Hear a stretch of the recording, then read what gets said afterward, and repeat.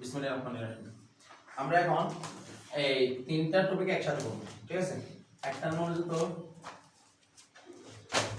With clues, without clues, first আছে আর একটা নাম হলো substitution topic.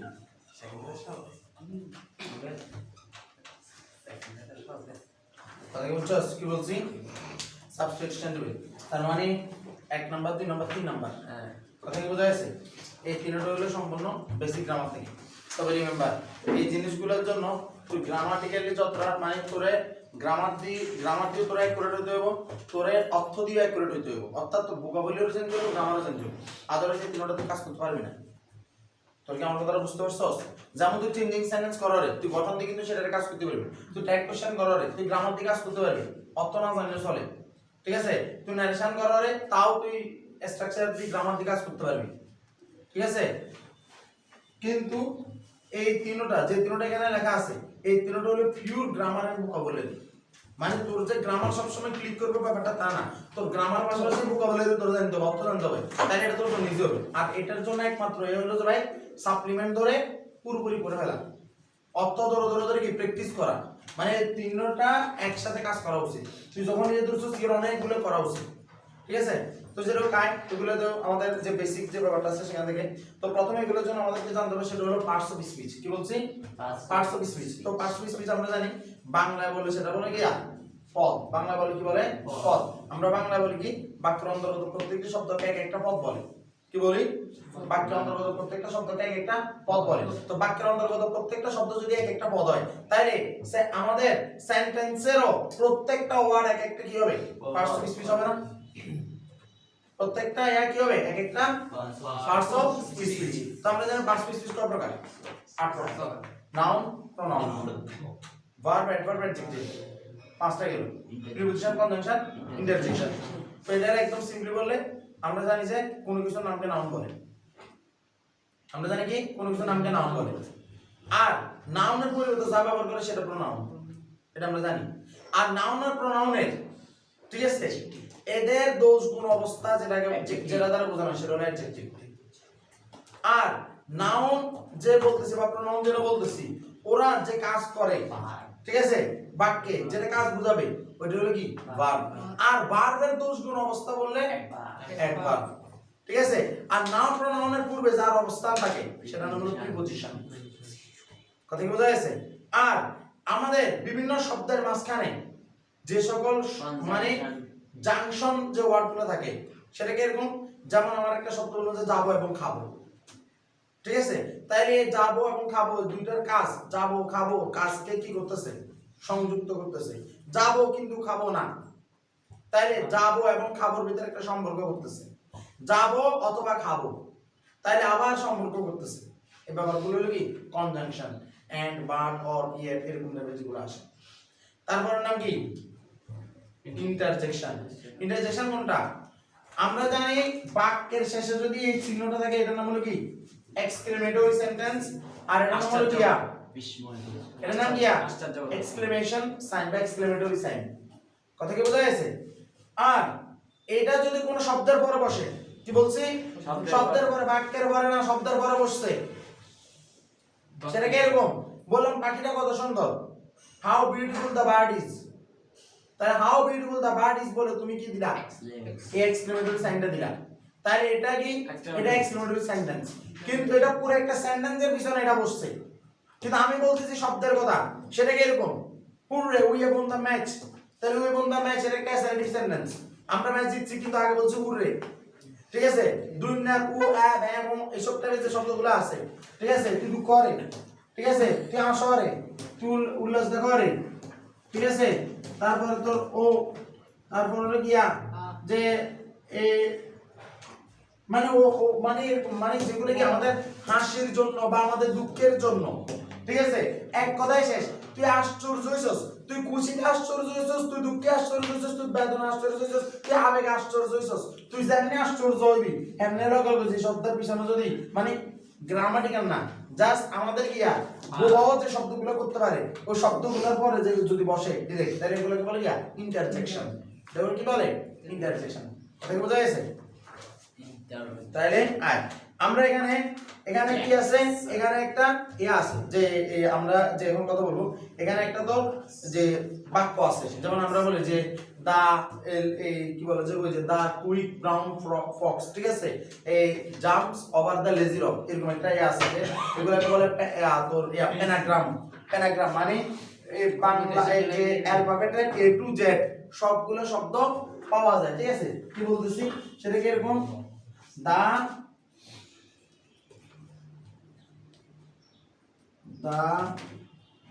Brown Fox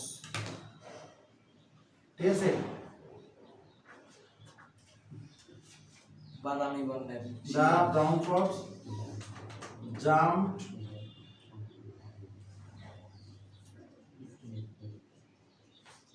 quickly over the lazy dog আর এটা আগে দিয়ে দিলাম কি ও ঠিক আছে তো আমরা যদি জাস্ট এটা বলি এটা আমরা কয়টা পাচ্ছি দেখ তো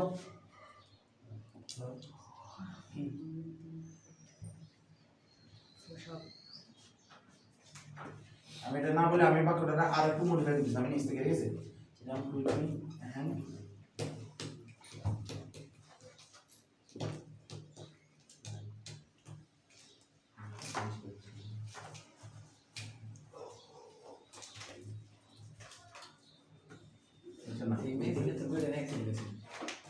no sound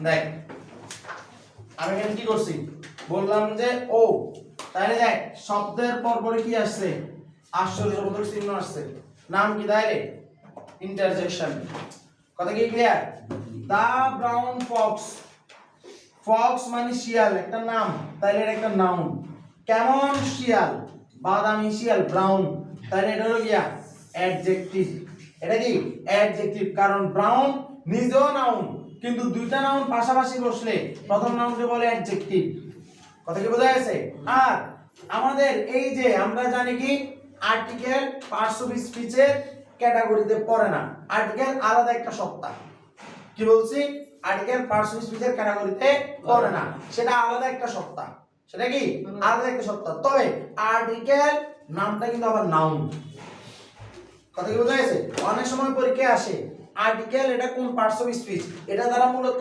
শব্দটাকে বোঝানো হয় আর্টিকেল শব্দটাকে বোঝানো হয় আর্টিকেল শব্দটা নাউন নাউন না প্রিপজিশন শব্দটা নাউন না ভার্ব শব্দটা নাউন না কথা কি বোঝা গেছে তখন কি ভার্ব মানে ভার্ব না কথা কি বোঝা গেছে শব্দটা কিন্তু নাউন তাইলে এখন এই যেখানে যে দা বসছে এটা কিন্তু কি আর্টিকেল এটা দ্বারা বোঝাচ্ছে যে দুনিয়ার সকল বাদামি শিয়াল না শুধু এই বাদামি শিয়ালটা কি করছে আকাম করছে বা যেটা করছে এটা পরে ঠিক আছে তাইলে আমরা এটাকে বলবো কি আর্টিকেল এই দাকে বলে আর্টিকেল ডেফিনিট আর্টিকেল নির্দিষ্ট করা আবার কি করছে জাম্প দিছে লাফ মারছে কি করছে জাম্প দিছে লাফ মারছে ঠিক আছে তাইলে এটা হলো কি ভার্ব কেমনে জাম্প দিছে কুইকলি তাড়াতাড়ি তাহলে ভার্ব সম্পর্কে বলা হচ্ছে রিমেম্বার কুইকলি কিন্তু অ্যাডজেক্টিভ হইতে পারে অ্যাডভার্ব হইতে পারে ঠিক আছে যেমন অনেকে বলে না কুইক বোলার দ্রুতগামী বোলার তাহলে বোলার হলো নাউন কুইক বোলার হলো কি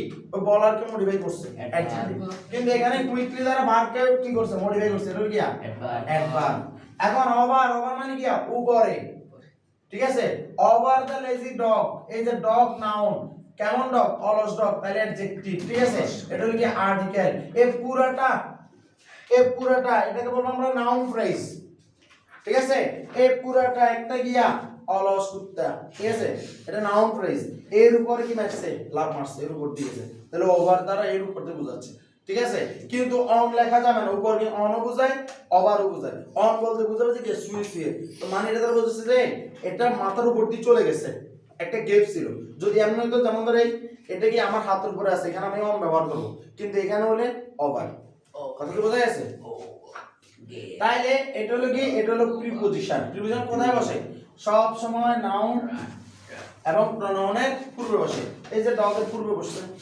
ঠিক আছে কিন্তু ডগ লগে যে কোন আছে এটা পুরোটাই কিন্তু নাউন ফ্রেজে পড়ে গেছে এখন and দ্বারা কি বুঝাইছে and crossed the line এমন কি করছে সীমা অতিক্রম করেছিল তাইলে এটাও কি করা লাফ মারা এবং অতিক্রম করা দুইটাই কি ভার্ব দুইটাই ভার্ব কি অতিক্রম করছে সীমা অতিক্রম করছে এটা কি নাউন এটা কি আর্টিকেল তাইলে এখানে দুইটা ভার্ব আছে একটা জাম্প একটা কি ক্রস তাহলে জাম্প দিছে অতিক্রম করছে তাহলে এন্ডটা কি বলবো কনজাংশন তাইলে আমাদের দেখতো সব ইন্টারসেকশন প্রথম দিক ইন্টারসেকশন আছে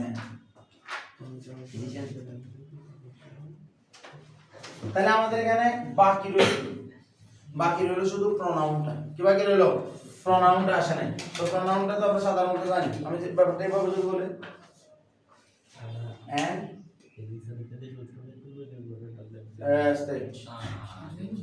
and ফিজিক্সে নাও কইতে আছে বুঝছিস it crossed the line ঠিক আছে ইয়া সীমা অতিক্রম করেছিল ঠিক আছে তাহলে it দ্বারা আমি ওই দা ব্রাউন বক্স বোঝাচ্ছি ঠিক আছে সাধারণত এখানে ব্রাউন বক্সটা কি আমি হি মানে হার বা হি বুঝতে পারতেছি না আই কারণ আমি ইট বসে গেল ঠিক আছে তাহলে এখানে ইট হলো কি প্রোনাউন কারণ যেটা ব্রাউন বক্সের বিপরীতে বসছে কথা কি বোঝা গেছে তো এটা হলো যে মানে আমি এমন একটা বাক্য লিখলাম যে বাক্যে আমরা দেখলাম যে টোটালি সবগুলো পার্টস অফ স্পিচ আছে ঠিক আছে তো আমরা আসো পার্টস অফ স্পিচ নিয়ে আলোচনা করব বেশি কিছু না একদম প্রিসাইজলি জাস্টের বাইরে দাও না ঠিক আছে ও আচ্ছা তো এগুলো বুঝতে না তো আমরা যদি কথা বলি সবার প্রথমে যে জিনিসটা আছে সেটার নাম হলো কি সেটার নাম হলো তোর যে তোর নাউন সেটা কি নাউন তো নাউনের ব্যাপারটা কি এরকম আমি বলতেছি শোন আমরা জানি যে কোনো কিছুর নামকে নাউন বলে এটা আমরা সবাই জানি তো নাউন শব্দটা আসছে ল্যাটিন ওয়ার্ড নোমেন থেকে কি বলছি ল্যাটিন ওয়ার্ড নোমেন থেকে এই নোমেন এখান থেকে কি আসছে নাউন শব্দ আসছে ঠিক আছে এই নোমেন ল্যাটিন ভাষায় এটাকে নাম বলা হয় ল্যাটিন ভাষায় কি বলা হয় নাম বলা হয় এখন নোমেন মানে মূলত নেম নোমেন মানে নেম আর নেম মানে নাউন ব্যাপারটা এরকম নোমেন ল্যাটিন ওয়ার্ড থেকে নোমেন থেকে আসছে কি নেম আমরা যে নেম বলি ইংলিশে নেম আসছে আর নেমটাই মানে কি নাউন মানে নাম হইলে সেটা নাউন দুনিয়াতে কোনো কিছু নাম হইলে সেটা কি নাউন কি বলতেছে দেখ জয় ইজ এ গুড বয় তাইলে জয় ভালো ছেলে তাইলে জয় এটা একটা নাউন ঠিক আছে একজন ব্যক্তির নাম the cow gives us milk তাহলে কাউ এটা একটা প্রাণীর নাম তারপর ধর honesty is the best policy honesty তাহলে অনেস্টি একটা গুণের নাম ঠিক আছে gold is a precious metal gold একটা বস্তুর নাম তাহলে এগুলো সবগুলোই কি নাউন এখানে তো অন্য কোনো কিছু নাই বুঝা গেছে এরপরে আয় আমাদের যদি নাউনের এখন যে জিনিসগুলো বলা হয় যে সেটা কি কি হতে পারে এই কথা বলছিস না ভাই এখন দেখ আমরা যেখানে কথা বলছি যে জয় এটা ছিল একটা পার্সনের নাম ব্যক্তির নাম আমরা বলছিলাম কাউ এটা বলছিলাম প্রাণীর নাম তারপর আমরা বলছিলাম তোর অনেস্টি এটা ছিল কিসের নাম যে তোর গুণের নাম বা কোয়ালিটিস ঠিক আছে তারপরে গোল্ড এটা হলো কি থিংস বা কি ধাতুর নাম না বস্তুর নাম ঠিক আছে তো এইরকম করে আমাদের কি যেমন কোনো পার্সন হতে পারে প্লেস হইতে পারে থিংস হইতে পারে অবজেক্ট হইতে পারে কোয়ালিফাইস হতে পারে মানে কোনো গুণ হইতে পারে ঠিক আছে অ্যাকশন হতে পারে কোনো কাজ হতে পারে যেমন ধর দেখ চুরি করে ঠিক আছে তো চুরি করে এটা একটা কি এটা একটা কাজ ঠিক আছে চুরি করে একটা কি কাজ ঠিক আছে কিন্তু এই কাজের নামটা কি আবার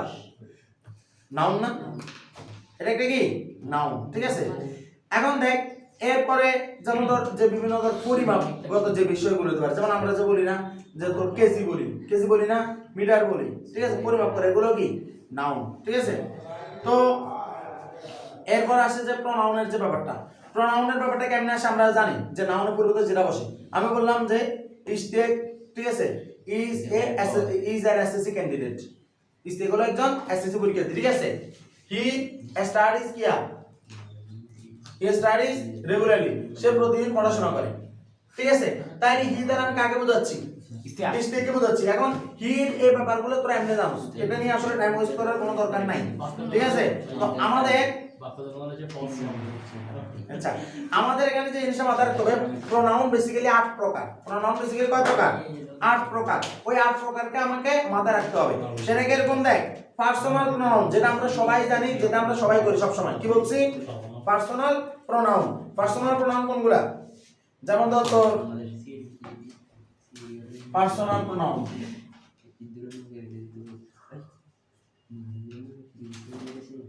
পার্সোনাল প্রোনাউন। পার্সোনাল প্রোনাউন কোনগুলা? যেমন ধর আই, ইউ, ঠিক আছে, মানে তোর ব্যক্তির জন্য যেগুলো আমরা ব্যক্তি বস্তুর জন্য একদম মানে ব্যক্তিগত, ঠিক আছে, সেটা কিরকম? যেমন ধর এই আমি বললাম যে আই হ্যাভ এ ফোন, ঠিক আছে, it is the latest version, ঠিক আছে, এটা হলো একটা লেটেস্ট ভার্সনের। তো আমি যে বলতেছি যে ইট দ্বারা কিন্তু আমি মোবাইলটাকে কি করছি? বুঝাচ্ছি। আমি বুঝাচ্ছি না? তাইলে ওই ফোনটা ছিল কি নাউন। তো ফোন একটা নাউন, আবার ফোনের ভিতরে বললাম যেটা ওয়ান প্লাস, তাহলে ওটা কিন্তু একটা নাউন। কিন্তু ফোন দ্বারা কিন্তু আমি বুঝাচ্ছি যে এটা সব মানে দুনিয়ার সকল ধরনের ফোনকে, ঠিক আছে। কিন্তু যখন আমি ওয়ান প্লাস বললাম তখন আমি ফোনের একটা কি একদম কি করলাম, জিনিসটাকে স্পেসিফিক করে ফেললাম। কথা কি বোঝা যাচ্ছে? এত বড় হাই ধরে গেল, হ্যাঁ, নাম তো বেকার বুঝে গেল। এখন শুন, তারপরে তার মানে আমরা ব্যক্তি বা একদম মানে ইন্ডিভিজুয়াল কোনো কিছুর জন্য যেগুলো বসাই এগুলোকে বলে কি পার্সোনাল প্রোনাউন। কি বলে? Personal pronoun. সেটা হতে পারে I, you, they, we, he, she, ঠিক আছে, এগুলো হচ্ছে যেটা। এরপর আছে যেমন ধর ডেমনস্ট্রেটিভ প্রোনাউন। ডেমনস্ট্রেটিভ প্রোনাউন মানে কি প্রদর্শন পূর্বক। সেটা কি এরকম? যেমন ধর দিস ইজ এ কাউ, ইহা, ঠিক আছে।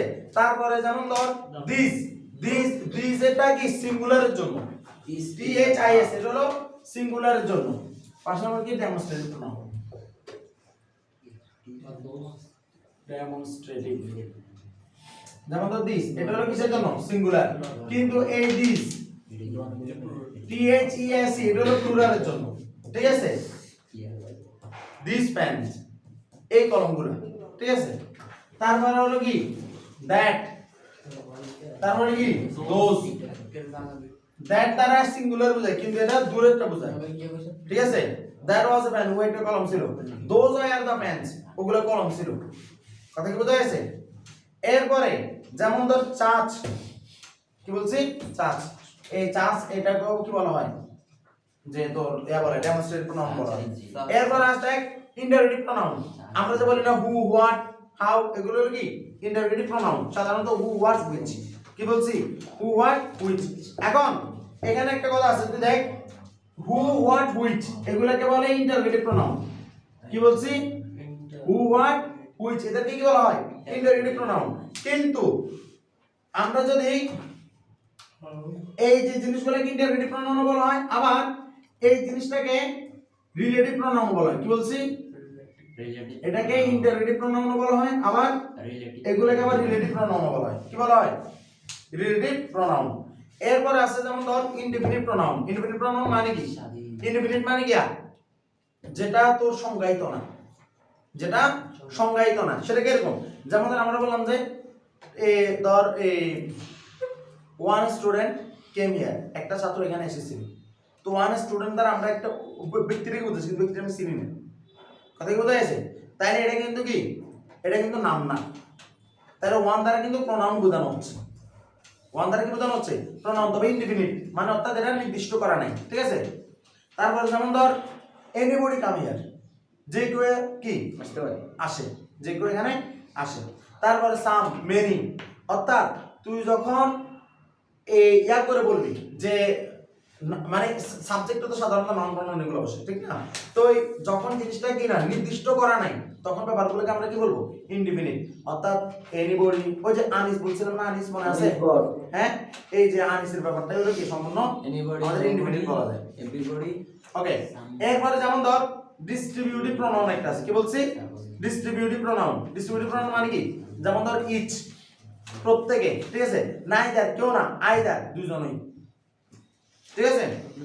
তারপর হলো কি রিফ্লেক্সিভ প্রোনাউন। রিফ্লেক্সিভ প্রোনাউন একদম সহজ, যেগুলোর পিছনে এস ই কি বলে যে এস ই এল এফ থাকে, সেলফ, যেমন ধর মাই সেলফ, ইউর সেলফ, ঠিক আছে, হার সেলফ, হিম সেলফ, এটা থাকলে এগুলো কি রিফ্লেক্সিভ প্রোনাউন। এগুলো কি রিফ্লেক্সিভ প্রোনাউন, এগুলো আপনি পারে, সবাই পারে।